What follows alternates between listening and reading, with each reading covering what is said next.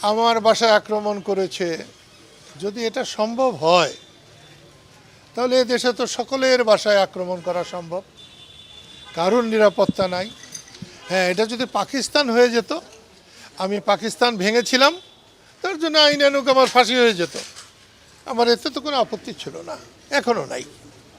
সেই জন্যে বলছি, দেশে আইন শৃঙ্খলা নাই।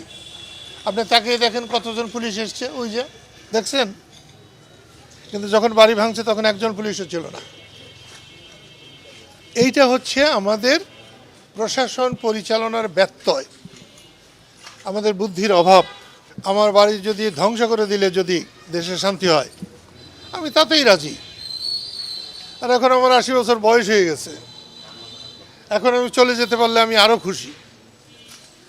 তো সেই জন্য বলছি, সরকারকেও বলছি, যারা আন্দোলন করে শেখ হাসিনার পতন ঘটিয়েছিলেন, শেখ হাসিনার পতন আর মুক্তিযুদ্ধের পতন এক কথা না।